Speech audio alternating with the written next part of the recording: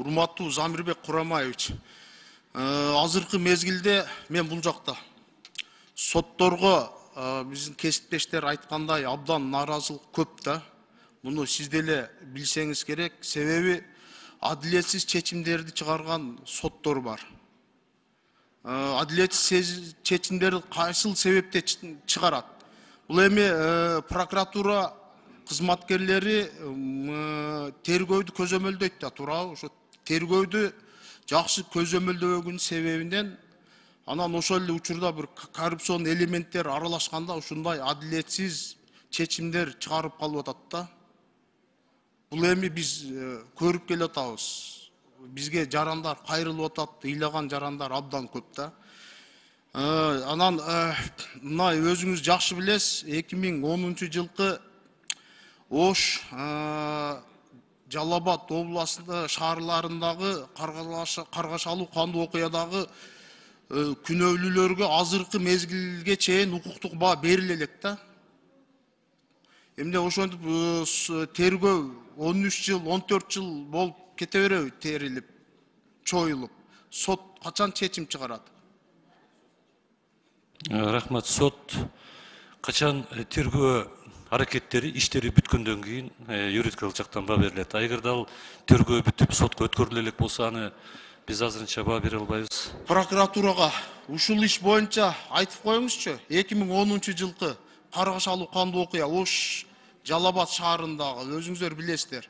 Күнөөлүүлөр аныкталдыбы? Тергөө эмне болду? Аягына чыктыбы, чыга элекпи? Урматтуу депутат, ал жерде көп иш козголгон, абдан көп иш. Бир канча иштер сотко кеткен, айрым иштери бүгүнкү күндө да тергелип атат. Мен толук маалыматты чогултуп сизге маалымат берели. Эртерээк эми укуктук баа берилиш керек да, уже жыл өтүп атат, 13 жыл өтүп кетти. Анан урматтуу Замирбек Курамаевич, жана кесиптештерди айтып атат да, райондун станция, анан область, анан Верховный сотко чейин барып атат да, соттор аябай чозулуп кетип атат да. Райондук сот адилеттүү чечим чыгарса, прокуратура туура эмес чечим чыгардың деп абжаловать этип областтык сотко жазып коюп атат да. Бул ушундай учурда кандай бир укуктук баа берилиш керек? Укуктук баа буларга ошол сот прокуратура даттангандан кийин ошолорго юридикалык баа берип чечим кабыл алынгандан кийин баа берилген ошол болот. Эми прокуратура биринчинин экинчи инстанцияга даттанып атса, булардын өзлөрүнүн укугу өзүчө. Анан мага караганда булар өздөрү жооп берсе жакшы болот эле. Прокуратура жооп берип коюңузчу. Рыспек Исламович, сиздин сурооңуз туура эле. Азыр ошондой фактылар болсо, биз ар бир сунушту карап атабыз. Прокурор жазган сунуштардын сапатыны биз эң биринчи местага коюп, негиздүүлүгүн карап, прокурор негизсиз сунуштарды берсе, биз аны жоопко тартып атабыз. Жок, андай учурлар аябай көп болуп атат. Ошон үчүн соттор адилеттүү чечим чыгара албай жатат. Сотторго ошондуктан нааразылык көп туулуп атат.